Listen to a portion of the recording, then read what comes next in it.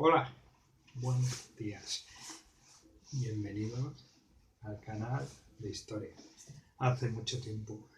Mucho. Tartesos.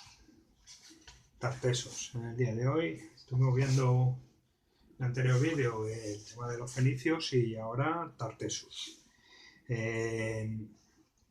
Lo primero que hay que decir es que Tartesos, como sabemos, está mitificada y además en muchos aspectos se conoce poco, a pesar que ahora la arqueología está adquiriendo nuevos conocimientos, con nuevos descubrimientos y demás, sigue habiendo múltiples teorías y múltiples formas de abordar el problema del origen de Tartesos. Se va descubriendo poquito a poco cada vez más, en base a los datos empíricos con los que cuenta la arqueología, lo que va descubriendo. Hay arqueólogos, historiadores que entienden que Tartesos está circunscrito al periodo orientalizante y muy acotado entre las poblaciones del Bronce final y por otro lado las sociedades, la formación de las primeras o de las sociedades turdetanas preromanas, los que se consideran los herederos de Tartesos. Hay una continuidad sustancial entre la realidad arqueológica, lo que se va descubriendo del Bronce final y el periodo orientalizante, aunque sus orígenes se remonten a tiempo atrás, antes de la llegada de los fenicios, que decíamos que los indicios arqueológicos estaban en el 800 a.C. Hay cierta discusión en cuanto a la terminología que se utiliza para Tartesos, cómo se forma la cultura tartesa, cuál es su raíz demográfica y bueno, pues todo esto son aspectos que poco a poco se va conociendo más, pero del que tenemos una gran laguna de desconocimiento. La existencia de Tartesos con el momento orientalizante como culmen de su realidad cultural, coincidente con el fenómeno colonial, está precedida de una fase de concreción y consolidación del Bronce final, diluyéndose Tartesos, diluyéndose ya en el siglo VI con la cultura turdetana, es decir, Bronce final, que me carbulatiza, Bronce final hasta los turdetanos, hasta la configuración turdetanos en el siglo VI. ¿Vale? ¿Y qué elementos formaban la sociedad tartésica? ¿Qué elementos lo formaban? Bueno, está la datación, finales del Bronce hasta el siglo VI. Es el periodo que coincide con el periodo orientalizante de la colonización, la influencia de los fenicios en las sociedades indígenas de esta zona del sur oeste de la península ibérica, principalmente. Aunque sin duda la influencia de los tartesos pues trascendería también por muchos elementos de la costa. Ya los contactos comerciales eran bastante intensos por parte de los fenicios que venían de Oriente, también los tartesos pues se moverían más en base a esos contactos, y el moverse más, el haber más contactos exteriores, más relaciones con otros pueblos, pues sin duda acaba influyendo como parece ser que fue bastante determinante para la formación de Tartesos. La sociedad tartésica, pues igual, hay una falta de datos para conocer el sistema económico y social de los tartésicos. El principal recurso arqueológico con el que contamos para determinar cómo era la sociedad, para intentar descubrirlo, son las necrópolis. ¿Vale? Las necrópolis. Lo pongo aquí aparte, pero bueno, esto es el circulito este, es el área de influencia tartésica. Esto, bueno. La necrópolis. Esto es una necrópolis en términos. Invención mía. Símbolo mío. En los apuntes lo pongo así. Necrópolis. ¿Vale? la principal fuente de información. Y lo que sabemos de las necrópolis acerca de la sociedad es que es una sociedad jerarquizada. ¿Y por qué sabemos que es una sociedad jerarquizada, muy jerarquizada? Pues por las tumbas. Por las tumbas. La diversidad también. La diversidad, en cuanto a la diversidad de las tumbas, de las necrópolis, podemos decir que las hay de tumbas de incineración como de inhumación, indistintamente. No hay una mayoría de inhumaciones que determinen que estaba cambiando, no. Unos se incineran y otros inhuman, como ahora, igual que ahora, en ese sentido. Y en el periodo orientalizante, a partir del siglo VIII, aparecen tumbas individuales. Sociedad jerarquizada. Cuando hay tumbas individuales, determina que una sociedad tiene distinciones entre sus individuos. Hay jerarquía. ¿Vale? Si son enterramientos colectivos, la jerarquía es muchísimo menor. No se basa en jefaturas, no es una jerarquía basada en las armas, en el poder de las armas o en la riqueza. Cuando hay enterramientos colectivos muy propios del neolítico, por ejemplo, y de sociedades que trascienden del neolítico, quiere decir que hay una sociedad más igualitaria. Si hay cierto liderazgo, será en base a la edad, el conocimiento, pero no es algo que lo distinga del resto del grupo a la hora de estar enterrados, de morir. Curioso que las diferencias sociales las descubrimos por los rituales de la muerte. En arqueología tiene su cosa, eso que estoy contando. Bueno, las tumbas individuales contaban con cámaras de mampostería rematadas en túmulos de distintos tamaños y de alturas, túmulos que se veían desde la distancia. Destacaba los túmulos. Caminando y a lo lejos ves unos montículos que destacan sobre el resto de la necrópolis, de la llanura. ¿Vale? Eso también dice algo. Dice que llama la atención, que ahí hay enterrado a alguien importante. Y luego, una vez que se miran las tumbas con detenimiento, que se estudian, nos encontramos con ajuares, algunos de gran riqueza, destacando la categoría social del individuo.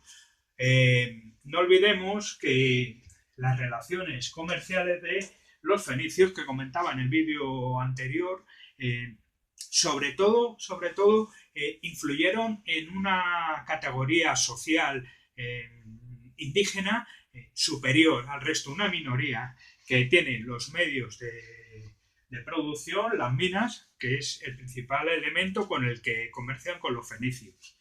¿Vale? Pues estas tumbas de estos indígenas élite que comentábamos pertenecen ni más ni menos que a todos los propietarios de los medios de producción de las minas, de la ganadería, de la agricultura, la tierra, y que ya encontraban elementos de prestigio que intercambiaban por materia prima con los fenicios. Esos elementos de prestigio, esos productos manufacturados exclusivos de Oriente, que no se conocía en otro lugar del mundo, les hacía a esta élite reafirmarse en su categoría superior, en su papel distribuidor, en su papel de líder militar también.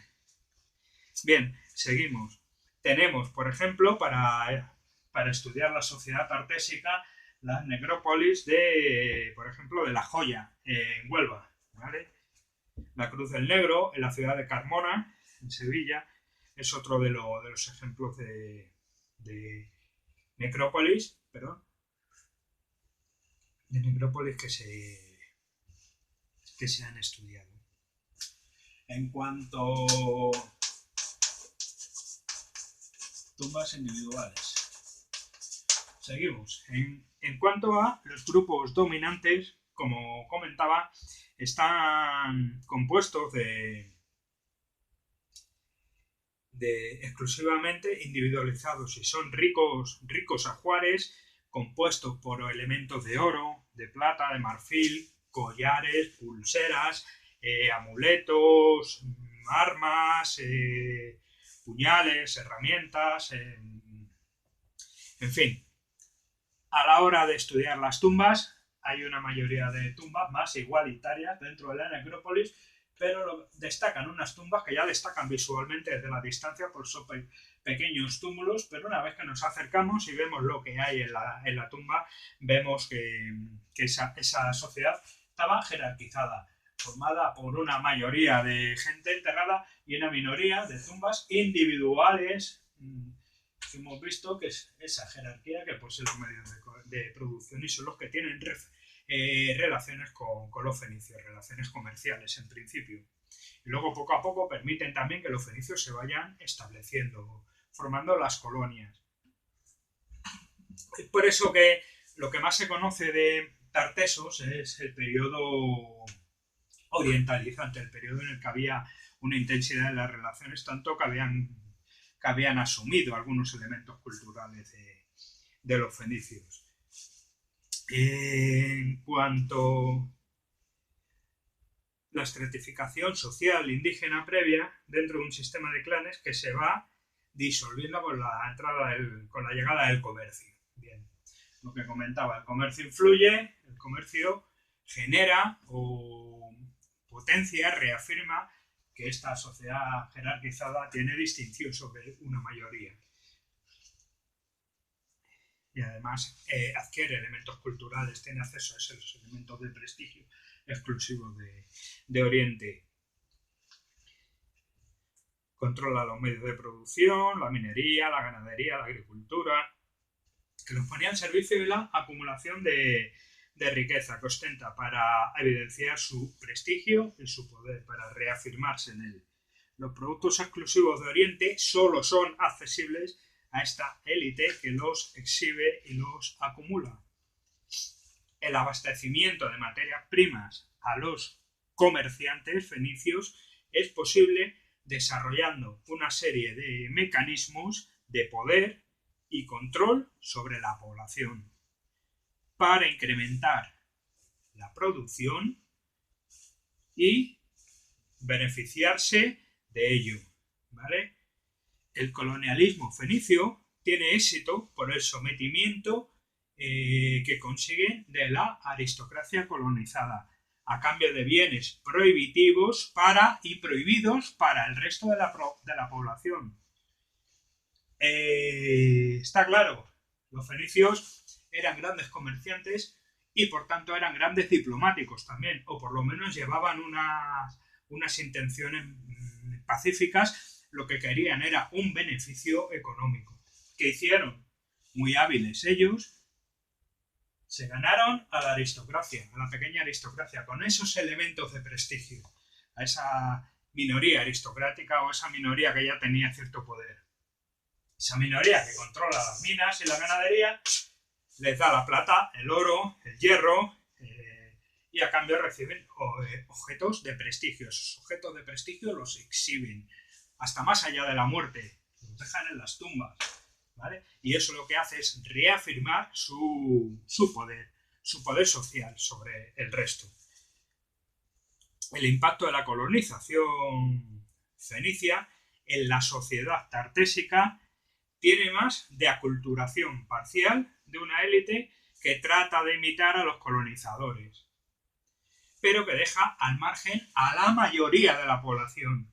Quizá una élite que pretende equipararse a la élite colonial imitando sus signos exteriores, sus amuletos, sus collares, sus joyas, sin llegar a calar en lo más profundamente ideológico los elementos de su cultura. Es decir, que finalmente lo que sabemos es que el impacto de la colonización fenicia efectivamente reafirmó el poder de esa élite aristocrática de Tartesos, le influyó en ellos, pero más en lo estético que en lo ético, por llamarlo de alguna manera, más en lo que se exhibe, en los símbolos que se exhibe, para identificarse o para que la mayoría de la población los viera como que son tan poderosos como aquellos fenicios que venían de tierras orientales, de tierras lejanas, con esos objetos tan extraños y tan llamativos al mismo tiempo. En cuanto a las fuentes de riqueza, economía, el peso fundamental, aún con la influencia comercial, sigue siendo la agricultura. Todos estos pueblos son agricultores ante todo. Comerciantes también, pero en primer lugar agricultores. Y esa es la base de toda la economía, en este caso de la economía tartesa, de toda la economía de los pueblos prerromanos. Y luego con Roma igual, seguirá siendo la agricultura, la ganadería en según qué zonas. La agricultura es la base económica de la sociedad. Por lo tanto, el poseer tierra empezaba también, eso es un proceso evolutivo mucho más tardío, pero el poseer como tal la tierra, el ser poseedor de terreno, el delimitar el terreno, eso empezaba a ser también, ya con los romanos, un elemento el principal elemento que caracterizaba y que hacía élite, aristócrata, adinerado a colectivos de la sociedad. Bien, la minería, el auge de la minería generó un aumento de la riqueza para los grupos dirigentes que tenían medios para organizar una actividad tan compleja. ¿Vale? Organizar una actividad que requería reclutar trabajadores, organizar la forma de explotar aquello, llevar una contabilidad, llevar relaciones con los comerciantes. A cambio de esto, el tasar, el mover, el transporte, infraestructura, todo eso estaba al alcance de esta élite que era la que tenía los medios también para controlar el proceso productivo de la minería y el proceso del comercio. La minería ahondó en la brecha de la élite de la población, como consecuencia de su papel redistribuidor y organizador. Los intereses tradicionales de los grupos familiares son manipulados por esa élite dirigente que, sin renunciar a los lazos familiares, ¿vale?, modifican las relaciones sociales con nuevas formas de dependencia. Son sociedades que se forman a finales del Bronce, donde había sociedades todavía de clanes, donde el núcleo de la sociedad eran los clanes, el Bronce final. Aunque el Bronce final también se caracteriza precisamente por la existencia de élite aristocrática que ya también empieza a manipularlos y a controlar los medios de producción, la mina, el comercio, la plata en definitiva. La base de la población. Bueno, aquí en cuanto a la economía, se desconocen las características de la aristocracia. Es poco probable que se formara como casta guerrera. No hay indicios de que se constituyeran como casta guerrera. Es más seguro que su consolidación en una posición de privilegio de algunos individuos estaría basada o tendría un precedente de control de los recursos agropecuarios en el Bronce final, lo que se estaba comentando. Lo que comentaba es en el Bronce final ya, donde existe una aristocracia dentro de ese sistema más de clanes y demás, pero donde se forja ya esa aristocracia. Bien, la base de la población. Estamos hablando de una masa de población poco articulada, en un proceso de estratificación y transformación económica. Una economía de subsistencia a una economía de producción que tiene al cúmulo de riqueza como la tendencia principal o el principal marcador que denota ese cambio en la estructura social. Se desconoce la titularidad de la tierra colectiva y la existencia de de esclavitud. No se sabe si había esclavos en aquella época como tal. No se sabe. En la etapa orientalizante, superado ya el sistema tribal del bronce final, ya consolidada la sociedad tartésica, sin llegar al urbanismo pleno, hay un estado social previo al concepto de estado, ¿vale? Las sociedades que existan grandes ciudades, que son las que configuran el modelo de estado, la existencia de esas grandes ciudades, por encima alguien que las gestione, que es el estado militar, y bueno, esos conceptos que vamos a ir viendo de una forma transversal en todos los procesos históricos que voy a intentar resumir en esta serie de vídeos. Está bien avanzado el medievo y demás, a ver hasta dónde llego. La etapa, el hábitat se llevaba a cabo la configuración de las residencias de los pueblos en cabañas, que son ya más sólidas, son de planta regular fenicia, ¿vale? Más sólidas. Son asentamientos mayores, con más número de individuos, sin distinción funcional del espacio, nula planificación urbanística, digamos, y hay una mayor jerarquización que en el modelo aldeano complejo. En cuanto a la sociedad, a la realeza de los tartésicos, los reinos míticos carecen de verosimilitud, como Argantonio, nos suena la figura de Argantonio, ¿no? El rey tartésico más conocido por excelencia, no deja de ser un relato mitológico escrito con mucha posterioridad. Fue conocido precisamente por Heródoto y sus relatos no son contrastables. Carece de rigor metodológico y solo se puede suponer alguna forma de realeza, ¿vale? Es lo único que podemos dilucidar. Si hay una existencia de una jerarquía, es posible que hubiera algún modelo de residencia en base a esos relatos posteriores. O concentración de poder personal, que solo se puede sin llegar a la mitificación de la realeza. Serían jefaturas complejas, príncipes, señores, quizás es más acertado, que es una palabra que nos lleva más al medievo. Vale. Son destacados representantes de la aristocracia local, dominantes en una sociedad aún cohesionada por lazos de parentesco, esos lazos de parentesco del bronce final. Las ciudades, no existe una capital en un reino, al menos a día de hoy no se conoce. Muchos núcleos turdetanos estuvieron convertidos en ciudades romanas y pudieron tener un precedente tartésico.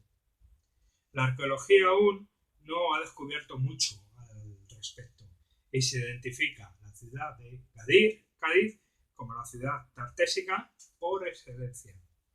La arqueología tartesa, restos materiales en lo que se han encontrado, restos materiales orientalizantes restringidos a esa élite que comentábamos, una masa social poco afectada a su vida, básicamente poco pudo cambiar. El que era minero seguía siendo minero, sus hijos, tal. Con la influencia fenicia no tenían acceso a ninguno de esos objetos que traían los tartesos de Oriente exclusivos y, por tanto, prohibidos y prohibitivos para esa mayoría social. Difícilmente se puede definir una sociedad como orientalizante por los restos materiales encontrados. Hubo cambios y mejoras en el conocimiento técnico de la explotación y producción, introducción de nuevos cultivos como el olivo y la vid que trajeron los fenicios, y también el uso de la escritura. Evidentemente, llevar bien unas relaciones comerciales requería llevar una contabilidad y los fenicios ya conocían la escritura, con lo cual tenían mayor facilidad para la gestión y la contabilidad, dejando las anotaciones pertinentes. También nos han dejado otros elementos los comerciantes fenicios, como el uso del torno, el refinado de la cerámica, la joyería, tesoro de Aliseda y el tesoro del carambolo. Aliseda en Cáceres, Carambolo en la cercanía de Sevilla. Eran filigranas, es decir, un trabajo bastante complejo del oro, de la manufactura del oro, del metal. Y estas técnicas de las filigranas y demás fueron asimiladas por los artesanos indígenas. Eso sí, llegó técnicas, nuevos cultivos, aunque los elementos sociales no influyeran, evidentemente sí influyeron en lo que afecta a la producción. Nuevos cultivos, nuevos métodos extractivos, nueva forma de organización comercial, de control a través de la introducción de la escritura también por los fenicios y demás. Y con estas palabras terminamos de hablar